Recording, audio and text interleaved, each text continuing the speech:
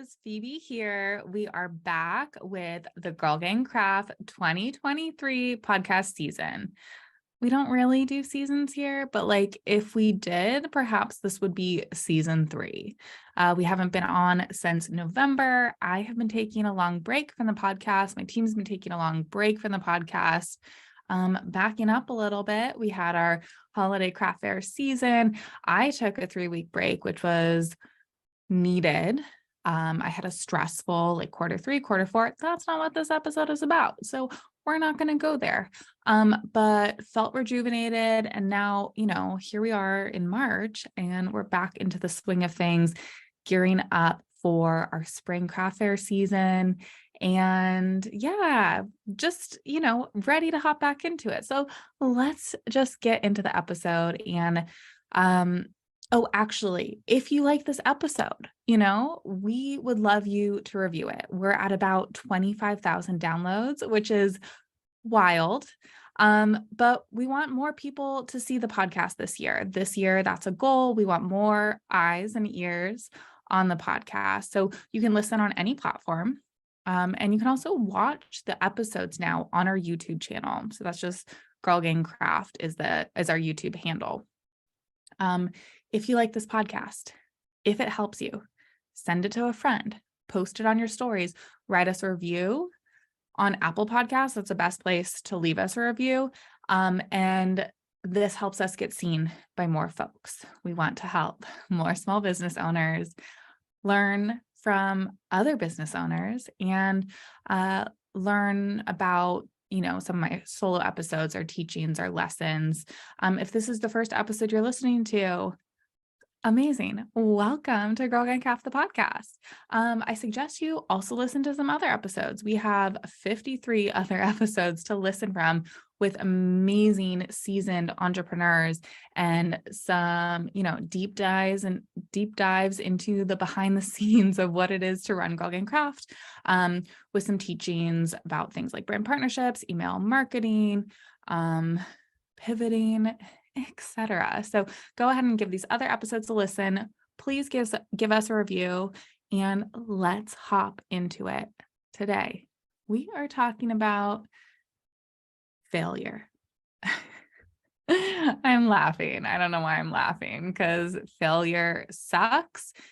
Getting used to failure. It's uncomfy. It sucks. I can create an endless list of my failures, truly, but I'm not sure I would be here today if it weren't for these failures. I failed my AP art portfolio in high school and I really hated this. I sobbed. I'm laughing now. I'm going to just laugh through all these failures because time heals, y'all. But I really hated this at the time. I sobbed and was so uncomfortable and upset. I thought I was a failed artist, but now I'm a full-time professional artist and teacher. So take that, College Board. I also didn't do so well in environmental science freshman year of college. I thought environmental science was going to be my major, but I hated it. Then I found feminist studies and here we are. So cheers to that. But really, failure is uncomfortable. And I actually want to go deeper into this feeling with you rather than jokingly glaze over it because it really, really sucks.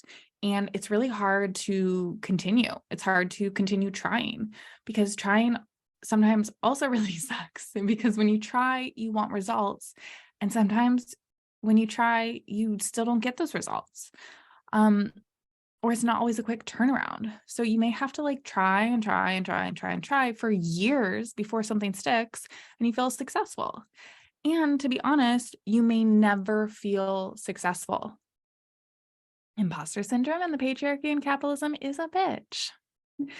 But I want to tell you about my failure as a product-based business. And I want to mention that failure is going to happen. It is unavoidable. Or if you do avoid it, you're going to live a very boring, bubble boy situation life. And that sucks. I want to also mention that we all may have different reactions to failure. Some of us may really spiral or land in a deep depression. I also want to make it clear that we all have different consequences of failure. We may have invested all of our money and all of our time, and we may not have any money or time left. We may not have a partner to lean on, or we may have children to feed. We all have different responsibilities. And perhaps you are the victim of systemic racism or other systems of harm. So any way you slice it, failure really, really, really sucks. And for some, it's really disastrous. So even though I'm like laughing while I'm sharing my failures, it's a defense mechanism. And I don't want to make light of my failures or anyone else's failures. So if I continue to nervous laugh through this, just ignore me. But I want to share you with okay, don't ignore me. Humor is how I get through these failures, and maybe humor is how you get through your failure too. Hindsight is lovely. I won't go into details about the times I got kicked out of class or getting fired from various jobs, getting in fights with my terrible male bosses in the restaurant world, and sometimes the toxic yoga world. This episode is focused on the business side of things, but all of the above also were failures that led me to where I am today. Let's start with my product-based business. My first product-based business was a shitty jewelry line. I started out of college. I was a printmaking major at Santa Cruz, and printmaking requires a lot of big, heavy things that I didn't have access to post-college. But I did have access to beads and feathers, and I loved making things with my hands. So I started a jewelry line. This was my first dive into Instagram marketing, my first dive into branding, my first glimpse into the craft fair world. This was also like the first year of Instagram, period. Not to age myself, I hand drew my logo and took a picture of it. That was my profile pic. This was the time of grainy in-app Instagram filters, RIP. I learned a lot from that business and continued to sell jewelry as my business merged into Girl Gang Craft. This was not such a dramatic failure, but it was more like a stepping stone or exploration of what things could be and what I didn't want. I started my feminist clothing line in 2016. You may have heard the story before, when Trump called Hillary a nasty woman. I made a relief print, aka I carved a piece of linoleum and printed it multiple times. I finally did find access to that print studio. This print had a uterus with a diamond inside of it, and it said nasty woman. I sold this print at the Women's March. Like, I just sat on the steps of the plaza and sold them. This print then became a screen, which I printed onto scraps of fabric and sewed onto pouches. The uterus symbol then became our enamel pin, which still exists today. Each step of the way, I gave some proceeds to Planned Parenthood, as the pin served as a symbol of reproductive choice. Along this journey, I had lots of little failures. We got printing errors, we got supply chain lessons, we have outsourcing issues. My sewing machine broke like all the time. Also, I was like trying to sew, and my neighbor, this is such a tangent, but my neighbor was a professional saxophone player. And so that was a lot when I was trying to sew right underneath it. Anyways, that's really off the point. It's not a failure, but just a little anecdote. So honestly, I wouldn't trade any of these failures for anything, because I learned so much. I started diving into the craft fair world. I applied to shows like Patchwork Show, Oakland First Fridays, Renegade, and West Coast Craft. These were sort of like the only options around Oakland in the time. West Coast Craft and Renegade Craft continued to reject me. To this day, we have not gotten into West Coast Craft's major indoor show. I did eventually start getting into Renegade. Here's to perseverance and growth. Renegade is a great show, but their booth fees are almost $800. And while that may have been eventually a price I could have afford and perhaps still profit from, initially that cost was way beyond my means. I remember feeling so awful when I got denied from these shows. It made me question my work, my worth, and my plans, my life plans. So I decided to throw an event. The first craft fair I threw was at my yoga studio in Alameda. There were just a few of us showing and selling, and honestly, the audience was pretty dismal. It didn't feel great, but since it was my first time, I was gentle with myself. And, thank God that I was, because I decided to throw another event at Lucky Duck Cafe in Oakland in August of 2017. I gathered 15 of my maker friends and had a little event. I knew I wanted it to be femme forward, and so I called it Girl Gang Craft. I started an Instagram, figured out how to get people there, and that day was magic. If I had quit after that yoga event, GGC would not exist today. And maybe I got practice failing, probably teaching yoga for years and having classes where no one or one or two people showed up but gave me the ability to keep going. That feeling sucks, by the way. I would almost like rather have no one show up so I could like leave rather than one person. It felt embarrassing to me. Um, yeah, I got that practice over and over again when I was starting. But so absolutely, as you fail often, you get better at it. I'm definitely better at failing today than I was, even though failure still really kicks me to the ground. GGC at Lucky Duck was such a success that we did it again for the holidays, and that one was also a success. By that point, I wanted to be a little bit bigger. I found a new venue in Oakland and started to work on a spring show plan. This was a huge learning experience and failure moment. Okay, story time. So Lucky Duck was not only my friend's cafe, but they lent it to me for free. They dealt with food and alcohol. The city was not involved. It was relatively simple. I didn't have insurance, etc. But once we got to a real venue, things got complicated. Throwing events is no joke, y'all. Okay, first off, this venue was not the easiest to work with. As a craft fair curator, I was essentially selling off square footage of the space, right? And the venue had more items in the space than they initially stated. There were also conflicts between the venue and the city. So I thought we could get away with donations for drinks, like selling tickets instead of the drinks directly. This is like art gallery style, maybe. I promised you all cocktails. And I'm not really a good rule breaker. I may make my own rules, but I'm bad about going against the rules that already exist. So I decided to look into alcohol permitting just a few weeks ahead of the event.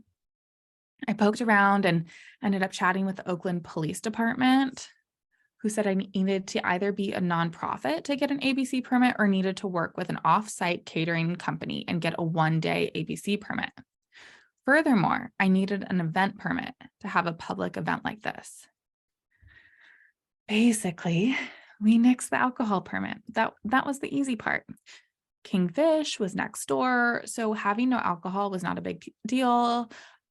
Market attendees could head next door and then come back to the event. But I needed this event permit situation, and the venue owners didn't want me to get an event permit. In their mind, they had been paying the fees to the city of Oakland that basically allowed all events, both public and private, to not need an event permit, fire sign off, and insurance. I remember this being so complicated and tense. I got my dad involved, who's a lawyer. There were emails, calls.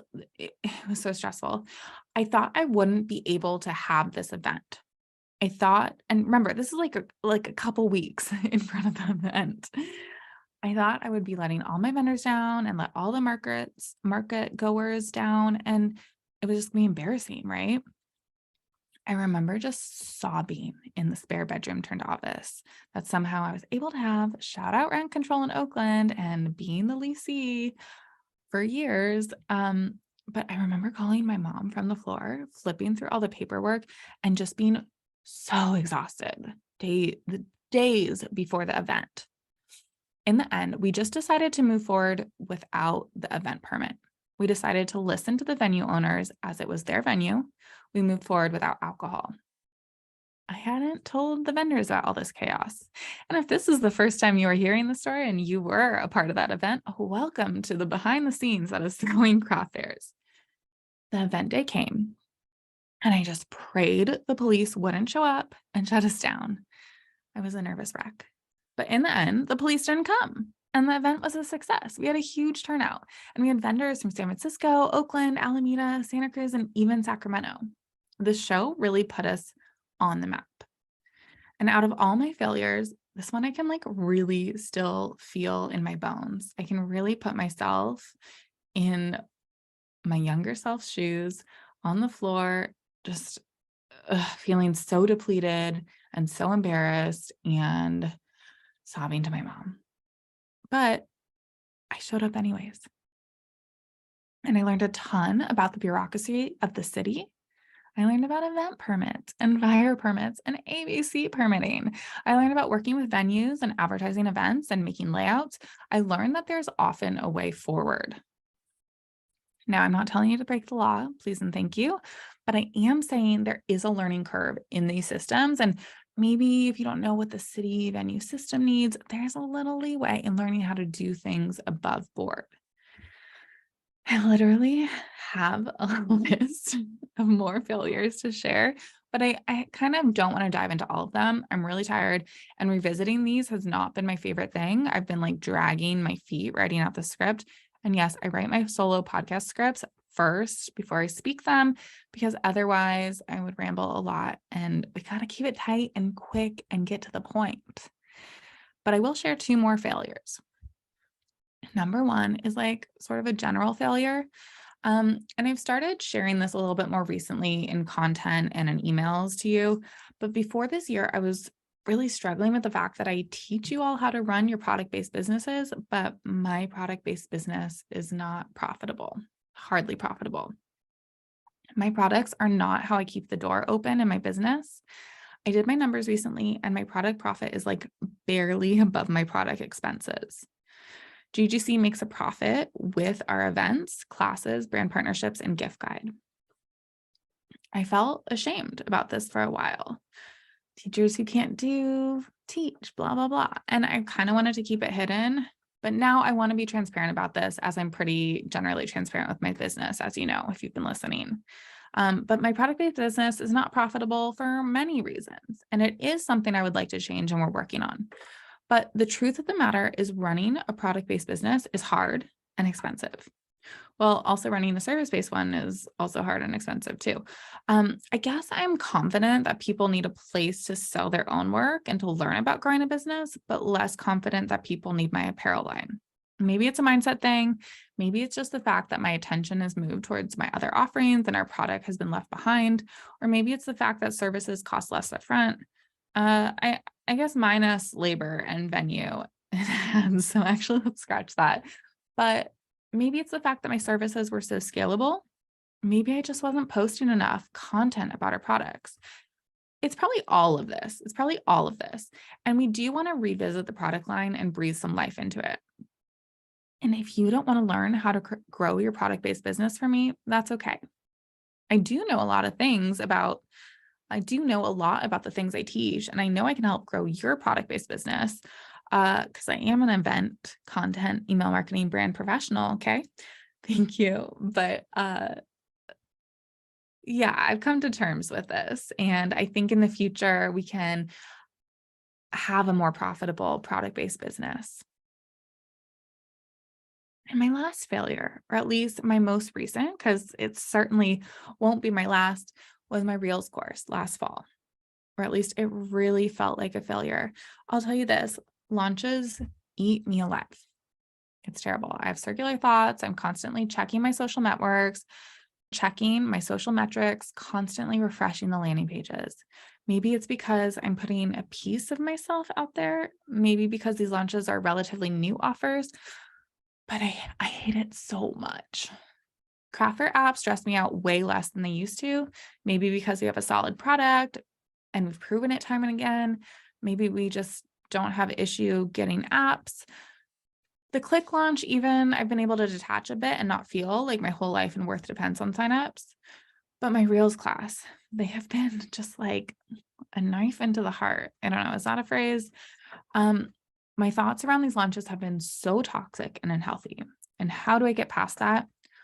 I'm not sure. I don't have advice here, but maybe over time it gets easier, or maybe I reevaluate and we need a new system of offerings or a new system of how we offer things, like an evergreen situation instead of cart open and closes. I don't know. Anyways, last year I was really excited for our impact course. This was a 6-week group class all about creating video. The content of the class was exciting for me. I really loved and still love creating video. And I love working with a group of folks for an extended period of time so I can get to know them better, watch them grow, and collectively connect. I did a proper launch. whatever that means. I really thought I did the thing well. I had just read the book Launch by Jeff Walker and learned all about what it takes to put on a successful launch, at least according to him and a lot of people. The idea is basically you offer something for free, like a live workshop, then this guides folks to your paid programming. This is what I did. I offered the 5-day reel challenge, and that itself was a huge success. I had so much fun putting it together. The content was quality, and we got 550 signups. I was so thrilled to see those numbers and hear success stories from all of you about your views rocketing, or just feeling more confident on camera, or even just getting those videos up. And then when I launched the course, I got about 3 signups. This was devastating. Why did such a low percentage of participants from the challenge sign up for this class? Maybe it was the price. It was a high ticket offer at about $900. We did offer payment plans though. Maybe it was the timing. Folks didn't want to commit to the 6 weeks. Maybe y'all hate video. I'm not sure. I'm still not sure. And I was ready to cancel the whole thing, but I did treat it as a beta class. I invited a few of my peers into the class to try it in exchange for feedback and testimonials. And honestly, the class was great. The students learned so much. I had so much fun because I love teaching. And what did I learn from it? I was going to do it again, but a lower ticket offer and less time commitment. So in comes this year, February's quick and dirty reels and TikTok class, an 1.5-hour workshop at a much lower price of $197. And this launch was also terrible for my mental health. You all love to sign up for my classes last minute. I think everyone but one person signed up on this last day, and we had about 7 signups. It was still not my favorite. I still feel kind of like a failure about this. My solution to low attendance at the time, and the time was only a few weeks ago, was to purchase Zoom webinar so you all wouldn't see the low attendance. I guess it doesn't matter now anyways, because I'm telling you, but time truly heals, even if it's just a couple weeks. And I like to use my personal experience as a teaching anecdote. So I still don't know what's going on here. Maybe you all are boycotting video. Maybe we need to create more messaging about investing in your own business. Maybe it's a recession. Maybe our email marketing. Maybe if you personally were thinking of signing up and you didn't, could you let me know why? Just send me a DM and please have it be nice. That would be appreciated. I do stand firmly in my belief that video content is powerful and that this class is potent. So I do think with this one, I'm going to try again and maybe call in some help. Yes, the marketing expert can get help from another marketing expert. What is my point with all of this? My point is failure sucks, but that failure is a part of business, a part of life. If you give up and don't carry on, then the failure wins. You know the difference between a successful entrepreneur and an unsuccessful one? The successful ones keep going. They keep trying despite all the failures, despite the shitty views, the low sales, the unsuccessful launches. They try it again, maybe with something slightly different, and they learn along the way. And I'm not saying keep going with no direction. I'm saying try new things multiple times, put your heart and faith into the thing. And maybe sometimes you give up the thing and you try something else. And maybe sometimes you take a break or go work another job or cry on your goddamn floor for hours. Eventually, you get back up and you keep going. If you want to be your own boss, if you want to do great things, you keep going. I just want to give like a quick little shout out to trolling or negative feedback, which I would also consider adjacent to failure. But there is not time for that here. I think my next solo episode will be about trolling and negative feedback. Woohoo! If this episode didn't scare you off and you are still interested in learning to throw your own craft fair, I am teaching a class March 22nd at 5 p.m. Pacific Standard Time live online. If you sign up, you also get access to the recording if you missed the live or if you want to watch it again. I tell it all, how to get started, finding a venue, permitting, bringing in artists, how much to charge, how to get people to the event. And as you know, I'm not one to gatekeep. I like to tell you all my secrets. I feel like I just told you so many of them. There is plenty of room for all of us at the table. So if you want to throw your own craft fair, I want to teach you how. Sign up on our site, go to girlgangcraft.com/info.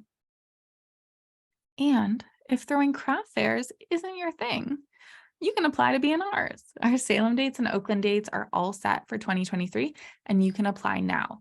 Go to girlgangcraft.com/events, and I hope to see you in person soon. Thank you, creatives, for listening. Keep on failing. Keep on keeping on. I love you.